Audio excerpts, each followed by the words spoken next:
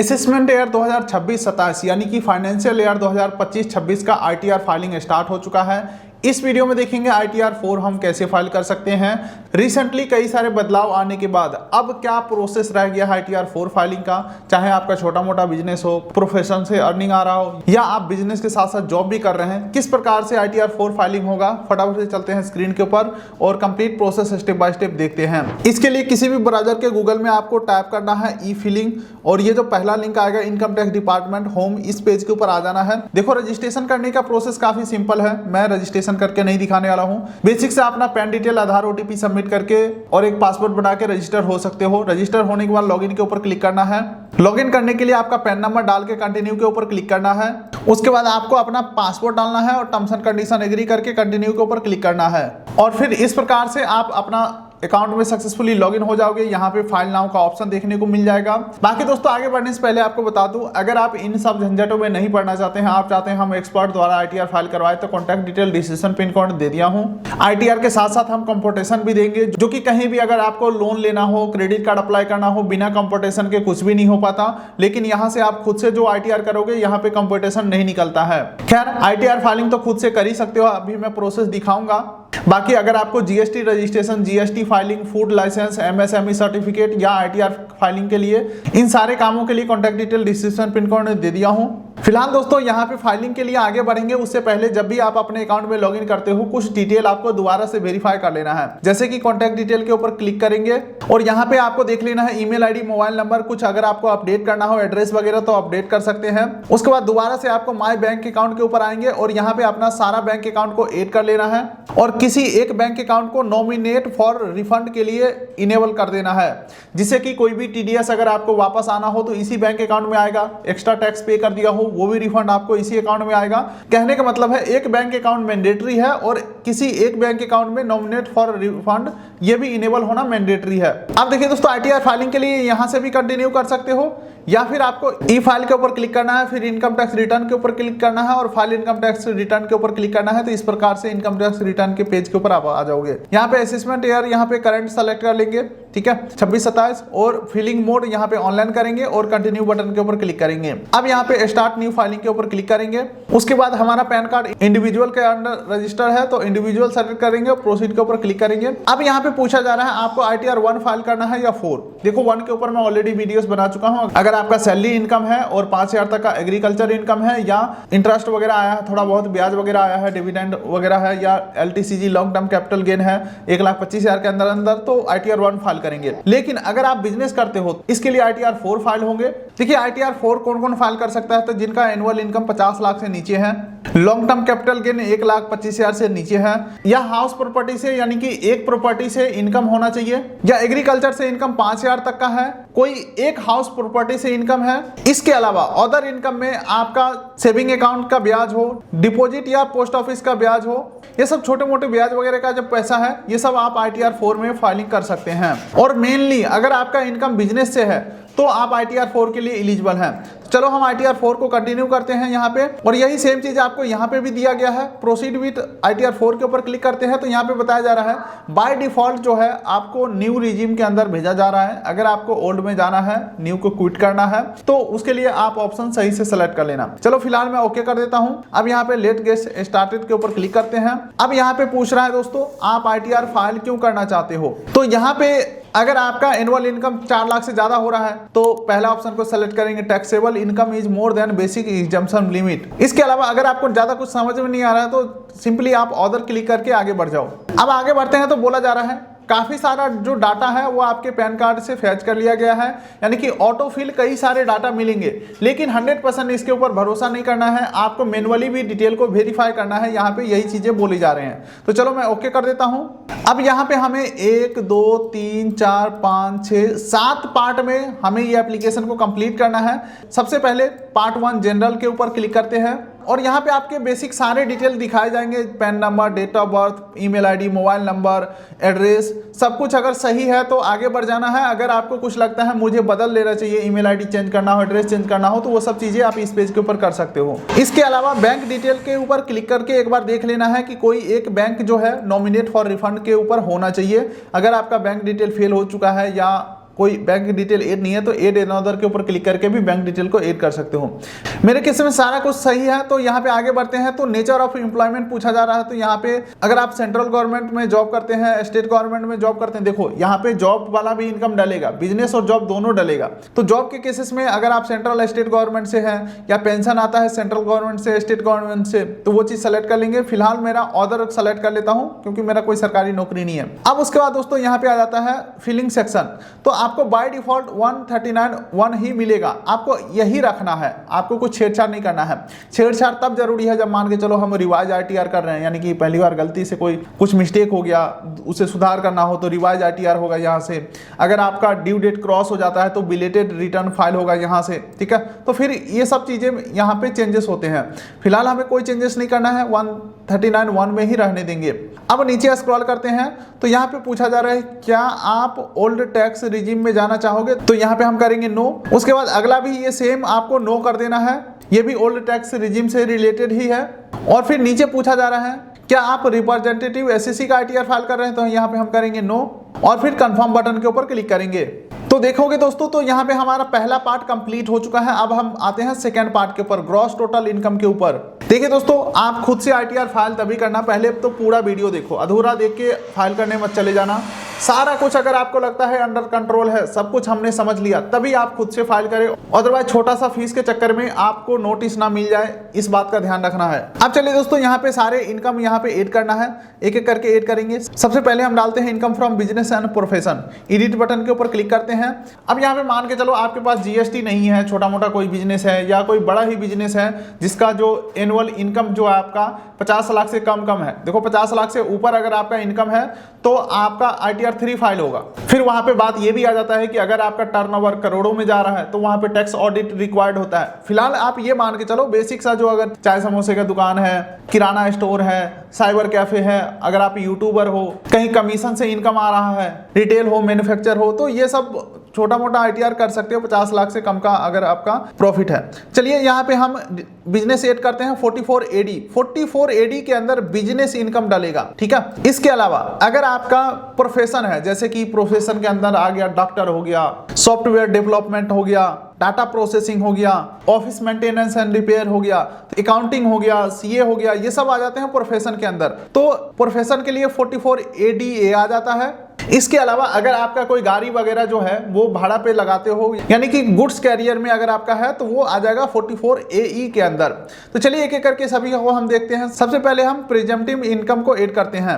इसी के अंदर लगभग 90% बिजनेस आ जाते हैं। ऐड अनदर के ऊपर क्लिक करना है। नेम ऑफ बिजनेस में मान के चलो हमारा साइबर कैफे का दुकान है, तो यहाँ पे हम विकास साइबर कैफे, या जो भी आपका दुकान का नेम होगा, बिजनेस का नेम होगा, जो भी बोर्ड बैनर लगा होगा या आपके हिसाब से जो भी बिजनेस नेम होगा वो यहाँ पे डाल देंगे, ठीक है। विकास साइबर कैफे हमने दुकान का नाम डाल दिया। अब बिजनेस कोड पूछा जा रहा है, तो यहाँ पे आपको सारे कोड देखने को मिल जाएंगे, जैसे मैन्युफैक्चरिंग ऑफ टी हो गया, मैन्युफैक्चरिंग कॉफी हो गया, नीचे स्क्रॉल करोगे तो फिश फार्मिंग हो गया, फ्लोर माइनिंग हो गया, manufacturing of textile using handloom, khadi, यहाँ पे बहुत सारे आपको कैटेगरी देखने को मिल जाएंगे।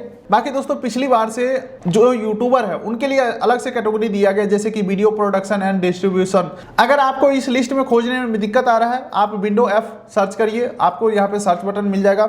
अब जैसे मुझे साइबर कैफे का कोड सर्च करना है CYB, तो ये देख सकते हैं साइबर कैफे 14007 यहाँ पे ऑप्शन आ चुका है, तो यही कोड हमें सेलेक्ट करना है। तो ये मैं एक एग्जाम्पल दिखा रहा हूँ, आप अपने हिसाब से कैटेगरी को सेलेक्ट करेंगे और सेव बटन के ऊपर क्लिक करेंगे। अब बात खत्म नहीं हुआ है, दोबारा से आपको शो डिटेल के ऊपर क्लिक करना है। अब यहाँ पे आ जाते हैं, अब होता है मेन खेला वेला। आपको अपने बिजनेस का पूरा जो लेखा जोखा है वो सामने आपके रखने हैं, जो डिटेल ऑफलाइन है वही आपको ऑनलाइन यहाँ पे अपलोड करना है। सबसे पहला पूछा जा रहा है थॉट अकाउंट के माध्यम से, डिजिटल पेमेंट मोड के माध्यम से कितना आपका टर्नओवर हुआ है। टर्नओवर का मतलब होता है आपके पूरे साल का सेल। 1 अप्रैल 2025 से लेकर के 31 मार्च 2026 तक का जो भी आपका सेल हुआ है वो अमाउंट यहाँ पे डाल देंगे। फॉर एग्जांपल मेरा सेल हुआ 25 लाख का, ठीक है। ऑनलाइन में थॉट अकाउंट पे, चेक, पेई, bank draft, bank electronic clearance, इसी में UPI पेमेंट भी आ जाता है, ठीक है। तो 25 लाख का हमारा ऑनलाइन से टर्नओवर हुआ। इसके अलावा मान के चलो हमने कुछ कैश में भी धंधा किया, ऐसा तो नहीं है कि सिर्फ ऑनलाइन ही होता है। मान के चलो हमने पूरे साल में पिछले पूरे फाइनेंशियल ईयर में 6 लाख का हमने कैश में टर्नओवर किया, कैश में बिक्री किया। तो यहाँ पे हमने डाल दिया 6 लाख। तो टोटल अभी तक हमारा टर्नओवर 31 लाख हो गया। अगर आपका कोई अदर मोड से ट्रांजेक्शन हुआ है, जैसे कि कोई सामान बदला बदली किए हो, तो उसका वैल्यू लगा सकते हो। जैसे कि मान के चलो कोई सामान लिया आपने, उसके बदले आपने सोना दे दिया, यानी कि कैश और बैंक ट्रांसफर के अलावा कोई अदर मोड में आपने सेल किया, तो उसका वैल्यू यहाँ पे डाल देना है। मान के चलो यहाँ पे भी हमने 1 लाख का किया, तो यहाँ पे टोटल हमारा टर्नओवर हो गया 32 लाख। यहाँ पे दोस्तों मैं सिर्फ एक एग्जांपल दिखा रहा हूँ, आपको अपने बिजनेस के हिसाब से, अपने लेखा जोखा के हिसाब से यहाँ पे डिटेल आपको डालना है। अब चलिए, अब तक हमने टर्नओवर तो डाल दिया, अब डालते हैं प्रॉफिट कि कितना बचत हुआ। तो सबसे पहले बोला जा रहा है कि आपने ऑनलाइन जो पेमेंट लिया है, ये 25 लाख जो पेमेंट लिया है, इसमें से कितना आपने प्रॉफिट किया है।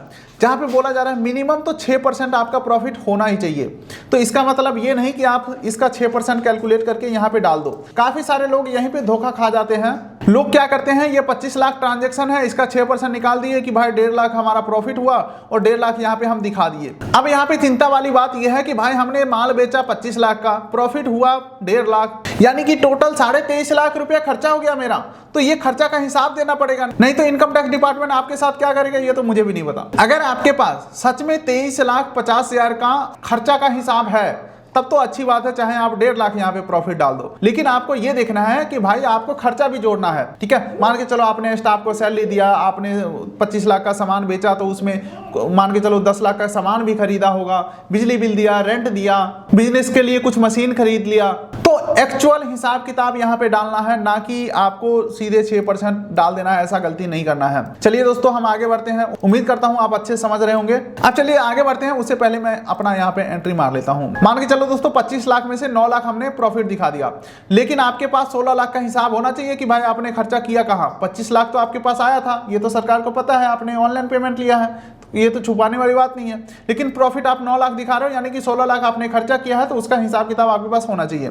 अब चलिए आगे बढ़ते हैं। तो बोला जा रहा है आपने जो ये 6 लाख कैश में लिया है, कैश में जो सामान बेचा है, उसके ऊपर कितना आपने कमाया वो आपको यहाँ पे बताना है। तो यहाँ पे बताया जा रहा है कि मिनिमम कैश का जो प्रॉफिट है वो आपको 8% दिखाना होगा। अब अगर आपका सवाल होगा कि भाई मैं तो 1%, 2%, 3% पे बिजनेस कर रहा हूं, तो आपके लिए ITR 4 है ही नहीं दोस्तों। मैं मानता हूं कि बहुत सारे ऐसे बिजनेस है जो 1%, 2%, 4% के ऊपर चलता है, तो आपके लिए ITR 3 होगा और वो बिल्कुल ही एक्सपर्ट से ITR फाइल होगा। आप खुद से उसमें छेड़छाड़ मत करना, मेरा सजेशन यही रहेगा। अब चलिए मान के चलते हैं 6 लाख में से 1,80,000 का हमारा प्रॉफिट हुआ, तो टोटल हमारा हो गया 10,80,000 का, ये हमारा प्रॉफिट हो गया पिछले फाइनेंशियल ईयर का।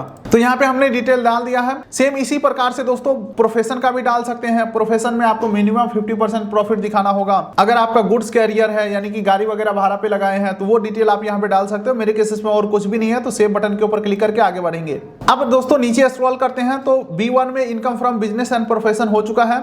अब इनकम फ्रॉम सैलरी अगर आपको ऐड करना है, तो अपना फॉर्म 16 अपने पास रख लेना है, और जो भी कंपनी द्वारा आपको फॉर्म 16 में दिखाए गए हैं कि 17(1) के माध्यम से कितना सैलरी मिला है, 17(2) के माध्यम से कितना प्रॉफिट हुआ है, यानी कि कितना सैलरी मिला है, 17(3), अपना फॉर्म 16 के हिसाब से अपना सैलरी यहाँ पे ऐड कर लेना है। अगर कोई एग्जाम्पशन वगैरह है तो वो यहाँ से ऐड कर सकते हो। हालांकि दोस्तों न्यू रिजिम के अंदर ऑलमोस्ट एग्जाम्पशन को खत्म ही कर दिया गया है, गिने चुने एग्जाम्पशन रह गए हैं। अगर आप फेक डिडक्शन करते हो तो आपका रिफंड भी रुक जाएगा, ITR प्रोसीड होने में डिले भी हो सकता है। तो मेरे हिसाब से फेक डिडक्शन कुछ करो मत, ठीक है।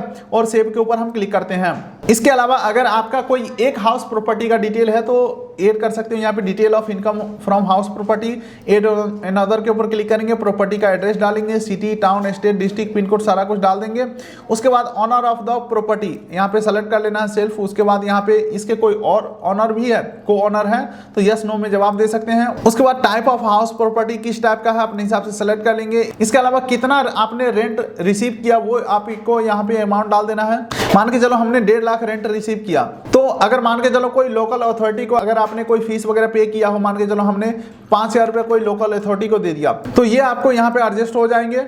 इसके अलावा अगर आपके हाउस प्रॉपर्टी के ऊपर कुछ लोन वगैरह चल रहे हैं तो उसका ब्याज का जो एग्जम्पशन है वो आप यहाँ पे ले सकते हो। और फिर नीचे आपको फाइनल कैलकुलेशन देखने को मिल जाएगा, और सेव के ऊपर क्लिक करके हम आगे बढ़ेंगे। फिलहाल मेरे केसेस में ऐसा कोई भी हाउस प्रॉपर्टी से इनकम नहीं है, तो आगे बढ़ते हैं। इसके बाद आ जाता है दोस्तों इनकम फ्रॉम अदर सोर्स से, तो इसके ऊपर क्लिक करेंगे तो अगर आपके कोई बैंक ने ब्याज वगैरह दिया होगा तो यहाँ पे ऑटोमेटिक आ जाएगा। नहीं अगर यहाँ पे शो हो रहा होगा तो एक बार आपको AIS चेक कर लेना है। AIS चेक करोगे उसमें सारा ब्याज वगैरह शो हो जाएंगे। AIS चेक करने के लिए AIS बटन के ऊपर क्लिक करेंगे और फिर यहाँ पे AIS के ऊपर क्लिक करेंगे और टैक्स पेयर इंफॉर्मेशन समरी के ऊपर क्लिक करेंगे तो यहाँ पे आपके सारे जो भी ब्याज वगैरह है वो आपको देखने को मिल जाएंगे और जो भी ट्रांजेक्शन होगा देखने को मिल जाएगा। मान के चलो हमें सेविंग अकाउंट का इंटरेस्ट अभी ऐड करना है तो ऐड अनदर के ऊपर क्लिक करेंगे। यहाँ पे interest from saving and deposit को क्लिक करेंगे। मान के चलो मुझे 1000 रुपये कोई बैंक ने ब्याज दिया था तो सेव कर देंगे 1000 अमाउंट डाल के। तो कुल मिलाकर के इस प्रकार से सारे इनकम डिटेल वगैरह यहाँ पे ऐड करना है और कंफर्म के ऊपर क्लिक कर देना है। अब उसके बाद दोस्तों तीसरा आपको डिस्क्लोज एग्जाम्प्ट इनकम के ऊपर आ जाना है। उसके बाद फाइनेंशियल पार्टिकुलर्स, अगर आपने बुक्स ऑफ अकाउंट मेंटेन किया है यानी कि कितना लेनदार है, देनदार है, क्या आपका लोन वगैरह चल रहा है, जैसे कि देख सकते हैं secure loan, unsecure loan, advance, unread creditor, debtors, other liabilities, cash with bank, cash in hand. तो वैसे तो ये चीजें मैंडेटरी नहीं है, ऑप्शनल है। अगर आप बुक्स ऑफ अकाउंट मेंटेन करते हैं तो अच्छी बात है, नहीं करते हैं तो छोड़ भी सकते हैं, कोई दिक्कत वाली बात नहीं है। इसके अलावा अगर आपका कोई GST टर्नओवर है, GST से रिसिप्ट वगैरह हुआ है तो वो डिटेल आपको यहाँ पे ऐड करना है। बाकी दोस्तों अगर आपका इनकम एग्रीकल्चर से हुआ है तो वो आप यहाँ पे ऐड कर सकते हैं। इसके लिए D20 के ऊपर क्लिक करेंगे, यहाँ पे ऐड अनदर के ऊपर क्लिक करेंगे, कैटेगरी में सेलेक्ट करेंगे एग्रीकल्चर एंड रिलेटेड इनकम, सब कैटेगरी सेलेक्ट कर लेंगे एग्रीकल्चर इनकम और यहाँ पे डाल देना है एग्रीकल्चर इनकम। ठीक है, जो भी अगर आपका हुआ है, ठीक है, और सेव के ऊपर क्लिक करेंगे। इस प्रकार से आपको यहाँ पे डिस्क्लोजर एग्जम्प्ट इनकम को कंप्लीट करना है और कंफर्म के ऊपर क्लिक करेंगे। अब उसके बाद लॉन्ग टर्म कैपिटल गेन अगर 1,25,000 तक है तो उसका डिटेल आप यहाँ पे दे सकते हो। टोटल कॉस्ट ऑफ एक्विजिशन यानी कि कितना में आपने खरीदा था और कितना में आपने बेच दिया, जो भी अमाउंट डालोगे यहाँ पे कैलकुलेट होकर के आ जाएगा। मान के चलो हमने 1 लाख में खरीदा था, 1,50,000 में हमने बेच दिया तो यहाँ पे प्रॉफिट हमारा 50,000 निकल के आ गया। कंफर्म के ऊपर मैं क्लिक करता हूँ। उसके बाद आ जाता है दोस्तों डिडक्शन, तो डिडक्शन के ऊपर क्लिक करेंगे। अगर आपके पास प्रूफ है तो आप डिडक्शन क्लेम कर सकते हो, जो एक्चुअल है वही क्लेम करिए, नहीं तो बहुत सारे नोटिस आते हैं अगर आप फेक क्लेम करते हो। मेरे केसेस में कोई डिडक्शन नहीं है तो कंफर्म के ऊपर क्लिक करके आगे बढ़ता हूं। अब उसके बाद कोई TDS वगैरह अगर आपके कटा होगा कोई कंपनी से तो वो आपको यहाँ पे शो हो जाएगा टैक्स पेड के अंदर। तो हमारे जो भी TDS कटे हैं वो यहाँ पे आपको TDS डिटेल 2 के अंदर शो हो जाएंगे, सारे के सारे कंपनी का नाम, और इधर स्क्रॉल करके डिटेल वगैरह आप देख सकते हो। सारा कुछ सही है तो कंफर्म के ऊपर क्लिक करेंगे। अगर आपको लगता है कि कोई TDS यहाँ पे मेंशन नहीं है लेकिन हमारा TDS कटा है तो एक बार आपको क्या करना है, ई फाइल के ऊपर क्लिक करना है, इनकम टैक्स रिटर्न के ऊपर क्लिक करना है, व्यू फॉर्म 26AS, इसको आपको ओपन करके देख लेना है। जो भी TDS वहां पे शो हो रहा होगा वो आप अपने क्लेम में यहाँ पे ऐड कर सकते हैं। चलिए मेरे केसेस में 70,394 रुपए का रिफंड बनना है। कंफर्म के ऊपर क्लिक करके आगे बढ़ते हैं। अब तक दोस्तों हमने लगभग 90% प्रोसेस कंप्लीट कर लिया है। अब आ जाता है टोटल टैक्स लायबिलिटी, इसके ऊपर हम क्लिक करते हैं। अब यहाँ पे सारा डिटेल आपको एक बार वेरीफाई कर लेना है, सब कुछ सही है तो कंफर्म के ऊपर क्लिक करेंगे। उसके बाद प्रोसीड टू वेरिफिकेशन के ऊपर क्लिक करेंगे। फिर से यहाँ पे डिटेल आ रहा है, वेरीफाई करेंगे, preview and submit your return के ऊपर क्लिक करेंगे, टर्म्स एंड कंडीशन एग्री करेंगे, प्लेस के अंदर अपना जिला का नाम डाल देंगे और प्रोसीड टू वैलिडेशन के ऊपर क्लिक करेंगे। और फिर इस प्रकार से वैलिडेशन सक्सेसफुल दिखाएगा, प्रीव्यू के ऊपर क्लिक करना है। उसके बाद ई वेरीफाई नाउ के ऊपर क्लिक करेंगे और कंटिन्यू करेंगे। और यहाँ पे हम आधार OTP के माध्यम से कंटिन्यू करेंगे। उसके बाद आपके आधार रजिस्टर नंबर पे OTP आएगा, OTP एंटर करके वैलिडेट कर देंगे और फिर इस प्रकार से सबमिटेड सक्सेसफुल आ जाएगा। प्रोसीड के ऊपर क्लिक कर देना है। तो इस प्रकार से आपका जो ITR है सक्सेसफुली सबमिट हो जाता है। आपके ईमेल और मोबाइल दोनों के ऊपर नोटिफिकेशन आ चुका होगा, ईमेल के ऊपर PDF भी आ जाता है और फिर डाउनलोड रिसिप्ट के ऊपर क्लिक करेंगे तो फिर इस प्रकार का आपका जो ITR फॉर्म है एक्नॉलेजमेंट प्रिंट होकर के आपके सामने आ जाता है। यही है कंप्लीट प्रोसेस ITR 4 फाइलिंग का। अंत में यही कहूंगा, अगर आपको सब कुछ समझ में आया तो खुद से कर लीजिए, नहीं समझ में आया तो कोई दिक्कत वाली बात नहीं है। छोटा सा फीस पे करिए और आप निश्चिंत रहिए। एक्सपर्ट से ITR फाइल कराइए। Contact detail description pin code दे दिया हो। हमारे पास GST filing, GST registration, food licence, MSME, ITR, ये सारे काम होते हैं। ITR 1, 2, 3, 4 जो भी कराना हो जाएगा। तो बस आप इस वीडियो कर दिए लाइक, चैनल कर दिए सब्सक्राइब। बाकी contact detail description pin code में है। मिलते हैं किसी अगले वीडियो में, तब तक के लिए नमस्कार।